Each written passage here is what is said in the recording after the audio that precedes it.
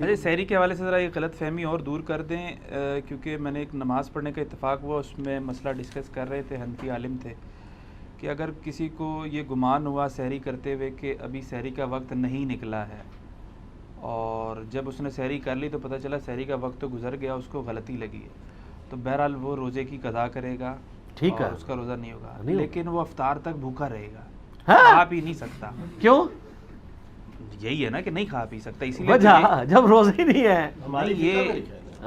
نہیں یہ واقعتاً میں نے خود گل پلازا یہ اسی طرح ہی ہے جس طرح فقہ حنفی میں لکھا ہوا ہے کہ ایک بوٹی کو آپ وہ دھاگے سے باندھیں اور کسی کے حلق میں ٹپکائیں اور پھر باہر نکال لیں تو اس سے روزہ نہیں ٹوٹے گا، مطلب اس طرح ہاں لکھا ہوا ہے، اس طرح کی کوئی چیز مطلب نہیں ہے۔ اچھا ویسے ہمارے بزرگوں کی اس سے مذاق کتنی اچھی ہوتی تھی، کتنے پیارے پیارے مسائل لکھ کے گئے ہیں، اوکھے ویلے بزرگ کام آتے ہیں۔ ابھی تو روزے کی حالت میں استنجا کرنے کا جو طریقہ ہے وہ تو میں بتا ہی نہیں رہا۔ اے لطیفہ عرض کیا ہے عثمان بھائی مرکز رولیہ لاہور سے، استنجا کرنے کی کوئی احتیاط ہے کیا روزہ دار کے لیے؟ اس کے اندر یہ ہے کہ مبالغہ کرنے سے منع کیا گیا ہے، اور احتیاط یہ ہے کہ روزے کی حالت میں سانس زیادہ نہ لے، ٹھیک ہے، جب استنجا کر رہا ہوں، ہاں، اور تھوڑا سمٹ کے بیٹھے، ٹھیک ہے، زیادہ پھیل کے نہ بیٹھے کہ بعض اوقات پانی جو ہے وہ اس کے معدے تک پہنچ سکتا ہے جس سے روزہ ٹوٹ جائے گا۔ ٹھیک ہے، تو اس میں یہ کچھ احتیاط ضروری ہے، سانس زیادہ نہ لیا جائے جب استنجا کر رہے ہوں۔ اور اس میں کرنا ہی چاہیے جب آپ استنجا کرنے کے لیے بیٹھیں یعنی شروع کریں تو اس وقت سانس اوپر لے کر سانس کو روکیں اور اس کے بعد استنجا کریں اور اس کے بعد دھیرے دھیرے سانس کو چھوڑ دیں۔ مگر یہ کہ لیٹرنگ دھوتے وقت اگر کوئی بہت زیادہ اوپر کو سانس کھینچے گا تو ایسی صورت میں پانی اندر جانے کا اندیشہ رہتا ہے جس سے روزہ فاسد ہو جائے۔ سر دیکھ لیں بزرگوں کی تعلیمات کیسی ہیں کہ لوگ تو اپنی اولاد کی کرتوت کی وجہ سے منہ چھپاتے پھرتے ہیں اور یہ اپنے بزرگوں کی کرتوتوں کی وجہ سے منہ چھپاتے پھر رہے ہیں۔ دیکھ لینا کہتے یار کی لکھ کے گئے رہے یار یہ کہ لکھ چھڑیا نے، مگر ہر شخص کا ایسا ہو ایسا نہیں ہے، 1000 میں سے شاید 1-2 معاملے ایسے ہوتے ہوں گے، شاید ہی، وہ بھی کنفرم نہیں ہے، لیکن عموماً ایسا نہیں ہوتا۔ یہ لوگوں کے ذہن میں کیا ہوتا ہے کہ سوال سن کے تھوڑا وسوسہ آ جاتا ہے کہ ہم نے بھی مطلب اس بات میں دھیان نہیں دیا کہ ہمارا روزہ رہا یا نہیں رہا، تو اس سے روزے پہ اکثر کوئی فرق نہیں پڑتا نارملی دھونے میں۔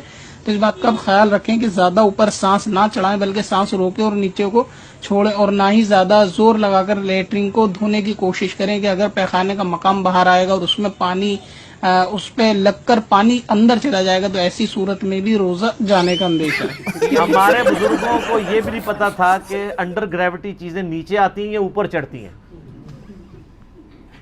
نیوٹنز لا جو گریوٹی ہے وہ بھی ان کو نہیں پتا تھا۔ تیرا باپ یہاں دین لے کے آیا تھا، وہی آیا تھا غزنی سے لے کے یہاں شجر اسلام تیرے دادے نے نہیں بویا، بابے نے بویا۔ اچھا تسی دس دیو کس واسطے ایسا نہ میں دساں گا وہ کام بھی انہوں نے صحیح نہیں کیتا۔ دین واسطے آئے نا، کیڑا دین؟ اب انجینئر مرزا محمد علی کو کیا پتا بابا ہوتا کیا ہے، اس کو کیا پتا بابا ہوتا کیا ہے۔ اچھا سر میرے سے زیادہ کسی کو نہیں پتا آپ کے بابے کون ہیں، آپ کے بابوں کو بھی پتا نہیں تھا کہ وہ کیا تھے۔ اچھا وہ مسئلہ غلط ہے جو آپ وہ حنفی عالم کا کہہ رہے ہیں، ایسا کوئی مسئلہ نہیں ہے۔ باقی یہ ہے کہ اگر کوئی شخص مطلب لیٹ اٹھتا ہے تو اب اس پہ یہ واجب نہیں کہ 8 پیرا روزہ رکھے، یہ لوگ فخریہ بتا رہے ہوتے ہیں، آپ روزہ چھوڑ دیں، ایک روزے کی قضا دے دیں، اگر کوئی نبھا سکتا ہے تو ضرور رکھے، ادروائز چھوڑ دیں، یہ آپ اس تکلیف سے نہ گزریں۔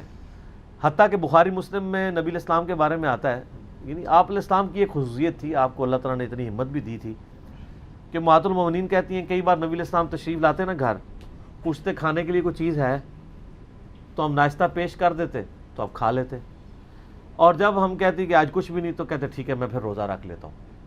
نفلی روزہ آپ نفلی روزے کی نیت آپ دہوہ کبریٰ سے پہلے کر سکتے ہیں۔ دہوہ کبریٰ ہے یعنی سورج جب بالکل سینٹر میں آ جاتا ہے، یعنی اشراق کا وقت ختم ہوتا ہے، پھر 10-12 منٹ کے بعد زور کا وقت داخل ہو جاتا ہے۔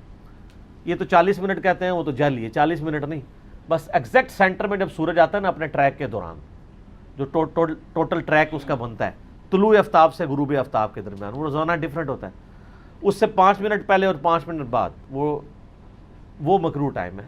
جیسے ہی زوال آفتاب یعنی زوال ہوتا ہے، آفتاب گرتا ہے، زوال آفتاب کا مطلب ہوتا ہے زور کا وقت داخل ہونا۔ یہ بھی غلط الہام ہے، زوال کا وقت کہتے ہیں مکروہ وقت کو لوگ، زوال کا وقت کہتے ہیں ظہر کے وقت کو۔ زوال آفتاب زوال پذیر ہوا، سینٹر سے وہ گر گیا غروب کی طرف، تو ظہر کا وقت داخل ہو گیا. وہ جو مکروہ وقت ہے نا جسے زوال کا وقت یہ کہتے ہیں وہ ہوتا ہے دحوہ کبریٰ. صحیح ہے. تو دحوہ کبریٰ سے پہلے آپ نفلی روزے کی نیت کر سکتے ہیں. البتہ فرض روزے کی نیت آپ کو رات ہی کرنی پڑے گی. ٹھیک ہو گیا. اس سے پہلے آپ ناشتہ کر لیں, ٹھیک ہے, اور اس کا کفارہ بھی نہیں ادا کریں گے. نبی اسلام بھی کر لیا کرتے تھے, جب ہوتا تھا ناشتہ کر لیتے تھے. اور کئی بار ایسا ہوا ہے کہ آپ نے روزہ رکھا ہے تو بعد میں کسی نے ناشتہ بھیج دیا تو آپ فرمایا ہم افطار کر لیتے. ٹھیک ہے. ویسے آپ کے بزرگ تو پتہ نہیں کتنے سال مسلسل روزے رکھتے رہے. یہ گناہ ہے, پتہ ہے آپ کو. نبی اسلام کی حدیث ہے بخاری اور مسلم میں, جس نے روزانہ روزہ رکھا وہ ایسا ہے گویا اس نے روزہ رکھا ہی نہیں. جی یہ دین ہے جو آپ کافروں کو پیش کریں گے, اور باقی دوسرے دین جو ہیں وہ آپ دیکھ لیں مارکیٹ میں کتنے عام ہیں.